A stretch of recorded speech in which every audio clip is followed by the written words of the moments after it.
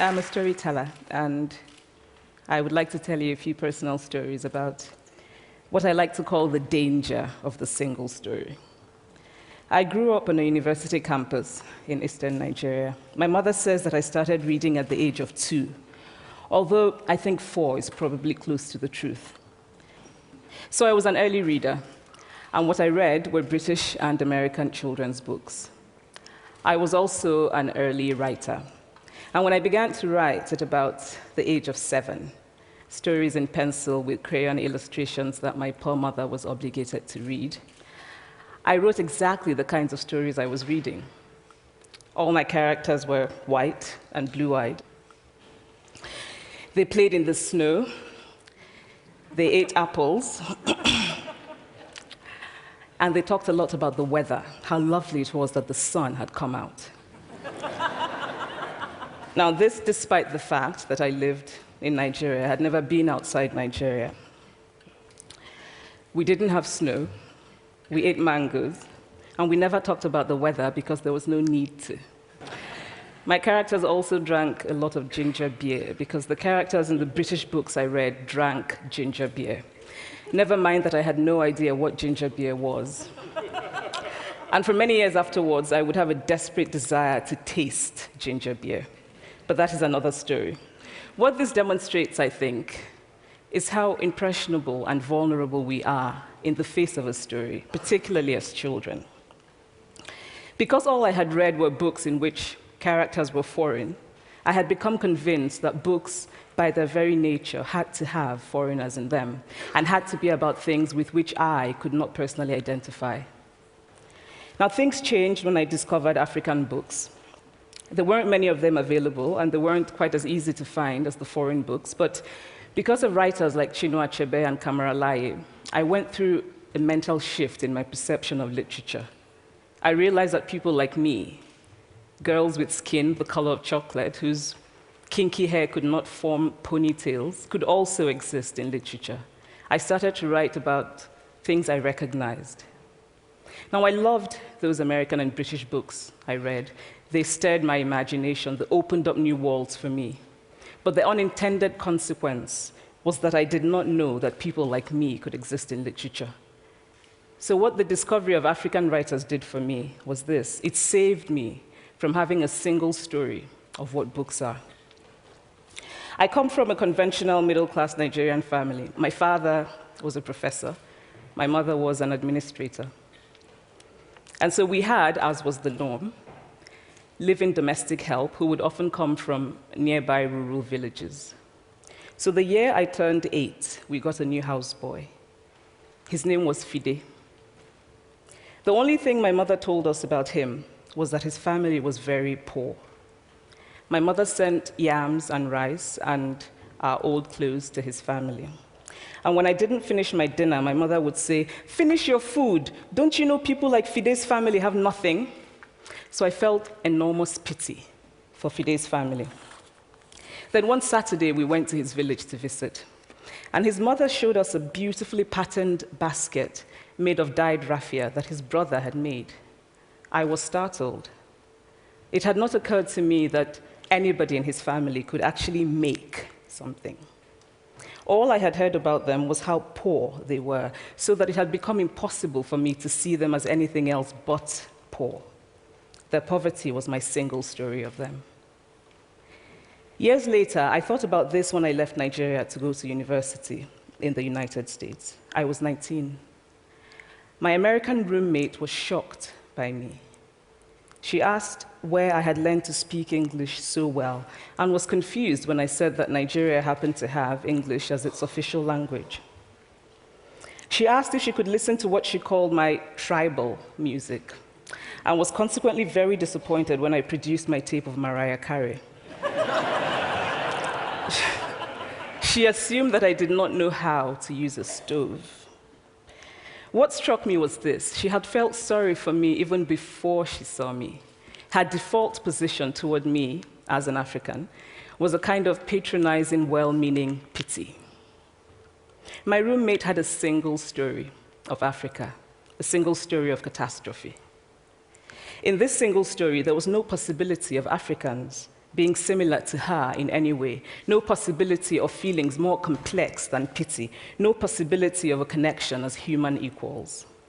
I must say that before I went to the US, I didn't consciously identify as African.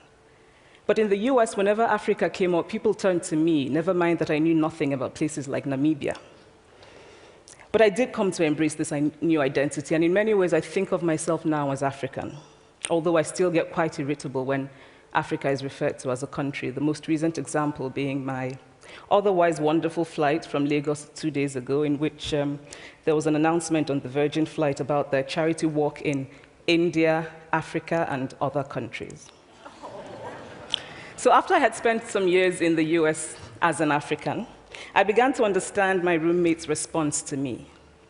If I had not grown up in Nigeria, and if all I knew about Africa were from popular images, I too would think that Africa was a place of beautiful landscapes, beautiful animals, and incomprehensible people fighting senseless wars, dying of poverty and AIDS, unable to speak for themselves, and waiting to be saved by a kind white foreigner. I would see Africans in the same way that I, as a child, had seen Fide's family. This single story of Africa ultimately comes, I think, from Western literature. Now, here's a quote from the writing of a London merchant called John Locke, who sailed to West Africa in 1561 and kept a fascinating account of his voyage. After referring to the black Africans as beasts who have no houses, he writes, "They are also people without heads, having their mouths and eyes in their breasts." Now, I've laughed every time I've read this, and one must admire the imagination of John Locke. But what is important about his writing is that it represents the beginning of a tradition of telling African stories in the West, a tradition of sub-Saharan Africa as a place of negatives, of difference, of darkness, of people who, in the words of the wonderful poet Rudyard Kipling, are half devil, half child. And so I began to realize that my American roommate must have, throughout her life, seen and heard different versions of this single story. As had a professor who once told me that my novel was not authentically African. Now, I was quite willing to contend that there were a number of things wrong with the novel, that it had failed in a number of places, but I had not quite imagined that it had failed at achieving something called African authenticity. In fact, I did not know what African authenticity was. The professor told me that my characters were too much like him, an educated and middle-class man. My characters drove cars. They were not starving. Therefore, they were not authentically African. But I must quickly add that I, too, am just as guilty on the question of the single story. A few years ago, I visited Mexico from the US. The political climate in the US at the time was tense, and there were debates going on about immigration. And, as often happens in America, immigration became synonymous with Mexicans.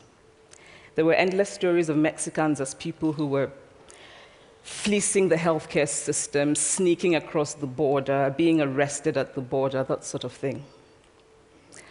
I remember walking around on my first day in Guadalajara, watching the people going to work, rolling up tortillas in the marketplace, smoking, laughing. I remember first feeling slight surprise, and then I was overwhelmed with shame. I realized that I had been so immersed in the media coverage of Mexicans that they had become one thing in my mind, the abject immigrant. I had bought into the single story of Mexicans, and I could not have been more ashamed of myself. So that is how to create a single story. Show a people as one thing, as only one thing, over and over again, and that is what they become. It is impossible to talk about the single story without talking about power. There is a word, an Igbo word, that I think about whenever I think about the power structures of the world, and it is nkali. It's a noun that loosely translates to be greater than another. Like our economic and political worlds, stories too are defined by the principle of nkali. How they are told, who tells them, when they are told, how many stories are told, are really dependent on power. Power is the ability not just to tell the story of another person, but to make it the definitive story of that person. The Palestinian poet Mourid Barghouti writes that if you want to dispossess a people, the simplest way to do it is to tell their story and to start with secondly. Start the story with the arrows of the Native Americans and not with the arrival of the British, and you have an entirely different story. Start the story with the failure of the African state and not with the colonial creation of the African state, and you have an entirely different story. I recently spoke at a university where a student told me that it was such a shame that Nigerian men were physical abusers like the father character in my novel. I told him that I had just read a novel called American Psycho, and that it was such a shame that young Americans were serial murderers. Now,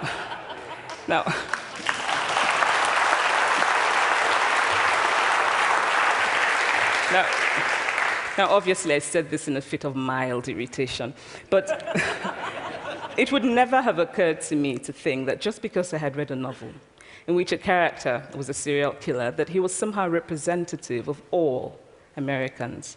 And now, this is not because I'm a better person than that student, but because of America's cultural and economic power, I had many stories of America. I had read Tylan, Updike, and Steinbeck, and Gateskill. I did not have a single story of America. When I learned some years ago that writers were expected to have had really unhappy childhoods to be successful, I began to think about how I could invent horrible things my parents had done to me. But the truth is that I had a very happy childhood, full of laughter and love, in a very close-knit family. But I also had grandfathers who died in refugee camps. My cousin, Polly, died because he could not get adequate health care. One of my closest friends, Okoloma, died in a plane crash because our fire trucks did not have water. I grew up under repressive military governments that devalued education so that sometimes my parents were not paid their salaries. And so as a child, I saw jam disappear from the breakfast table. Then margarine disappeared. Then bread became too expensive. Then milk became rationed. And most of all, a kind of normalized political fear invaded our lives. All of these stories make me who I am. But to insist on only these negative stories is to flatten my experience and to overlook the many other stories that formed me. The single story creates stereotypes, and the problem with stereotypes is not that they are untrue, but that they are incomplete. They make one story become the only story. Of course, Africa is a continent full of catastrophes, the immense ones, such as the horrific rapes in Congo, and depressing ones, such as the fact that 5,000 people apply for one job vacancy in Nigeria. But there are other stories that are not about catastrophe, and it is very important, it is just as important to talk about them. I've always felt that it is impossible to engage properly with a place or a person without engaging with all of the stories of that place and that person. The consequence of the single story is this: it robs people of dignity. It makes our recognition of our equal humanity difficult. It emphasizes how we are different rather than how we are similar. So what if before my Mexican trip, I had followed the immigration debate from both sides, the US and the Mexican? What if my mother had told us that Fide's family was poor and hardworking? What if we had an African television network that broadcast diverse African stories all over the world, what the Nigerian writer Chinua Achebe calls a balance of stories? What if my roommate knew about my Nigerian publisher, Mukhtar Bakare, a remarkable man who left his job in a bank to follow his dream and start a publishing house? Now, the conventional wisdom was that Nigerians don't read literature. He disagreed. He felt that people who could read would read if you made literature affordable and available to them. Shortly after he published my first novel, I went to a TV station in Lagos to do an interview. And a woman who worked there as a messenger came up to me and said, "I really liked your novel. I didn't like the ending. Now you must write a sequel, and this is what will happen." And she went on to tell me what to write in the sequel. Now, I was not only charmed, I was very moved. Here was a woman, part of the ordinary masses of Nigerians who were not supposed to be readers. She had not only read the book, but she had taken ownership of it and felt justified in telling me what to write in the sequel. Now, what if my roommate knew about my friend, Fumi Yonda, a fearless woman who hosts a TV show in Lagos and is determined to tell the stories that we prefer to forget? What if my roommate knew about the heart procedure that was performed in the Lagos hospital last week? What if my roommate knew about contemporary Nigerian music, talented people singing in English and Pidgin and Igbo and Yoruba and Ijo, mixing influences from Jay-Z to Fela to Bob Marley to their grandfathers? What if my roommate knew about the female lawyer who recently went to court in Nigeria to challenge a ridiculous law that required women to get their husband's consent before renewing their passports? What if my roommate knew about Nollywood, full of innovative people making films despite great technical odds? Films so popular that they really are the best example of Nigerians consuming what they produce. What if my roommate knew about my wonderfully ambitious hair braider who has just started her own business selling hair extensions? Or about the millions of other Nigerians who start businesses and sometimes fail, but continue to nurse ambition? Every time I am home, I'm confronted with the usual sources of irritation for most Nigerians: our failed infrastructure, our failed government, but also by the incredible resilience of people who thrive despite the government rather than because of it. I teach writing workshops in Lagos every summer, and it is amazing to me how many people apply, how many people are eager to write, to tell stories. My Nigerian publisher and I have just started a nonprofit called Farafina Trust, and we have big dreams of building libraries and refurbishing libraries that already exist and providing books for state schools that don't have anything in their libraries, and also of organizing lots and lots of workshops on reading and writing for all the people who are eager to tell our many stories. Stories matter. Many stories matter. Stories have been used to dispossess and to malign, but stories can also be used to empower and to humanize. Stories can break the dignity of a people, but stories can also repair that broken dignity. The American writer Alice Walker wrote this about her southern relatives who had moved to the north, and she introduced them to a book about the southern life that they had left behind. They sat around reading the book themselves, listening to me read the book, and a kind of paradise was regained. I would like to end with this thought, that when we reject the single story, when we realize that there is never a single story about any place, we regain a kind of paradise. Thank you.